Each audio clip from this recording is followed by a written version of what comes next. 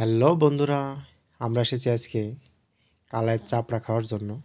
যে স্পেশালি দেখেন কালাইয়ের চাপড়া বানানো চলতেছে এখানে, যেটা খাওয়া হবে গরম গরম এবং সাথে থাকবে মরিচ ভর্তা এবং পেঁয়াজ।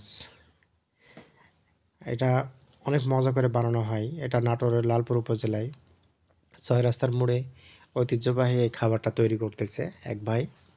তা আমিও খবর পেয়ে চলে গেলাম যে আমার কিছু বন্ধু নিয়ে যাই দেখে আসি খাবারের স্বাদটা একটু নিয়ে দেখি। তো ভাবলাম আপনাদেরকেও খাবার স্বাদটা নিয়ে একটু ভিডিও করে দেখাই, আপনাদেরকেও দেখার একটু সুযোগ করে দিই।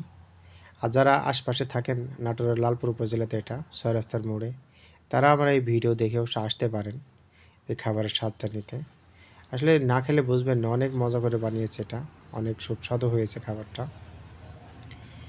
মরিচের সাথে গরম গরম এটা খাওয়া আসলেই অন্য রকমের একটা অনুভূতি। প্রচণ্ড শীতের ভিতরে আসলে এটা যদি খাওয়া যায় তাহলে একটা অন্য রকম একটা ফিলিং চলে আসতে পারে আপনাদের ভিতরে। অনেক মজা পাবেন। অবশ্যই চলে আসবেন আপনারা। এখানে শুধু কালের চাপড়া পাওয়া সেরকমই না।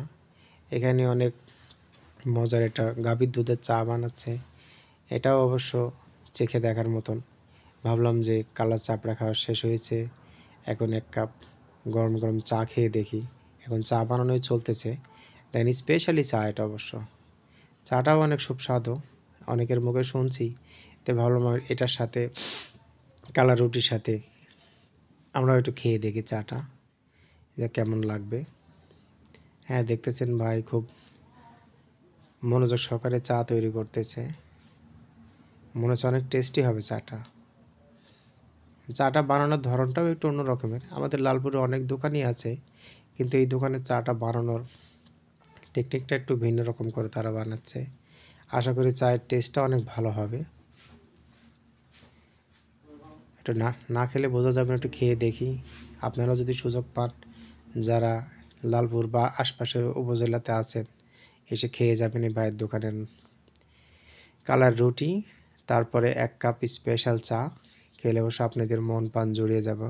আমরাও খেয়ে দেখলাম। আসলে সত্যি যেমনটা শুনেছিলাম, অনেক মজা করেই বানিয়েছে চা। সবাই ভিডিও দেখার জন্য ধন্যবাদ। ভালো লাগলে ফলো করবেন। ভালো থাকবেন সবাই।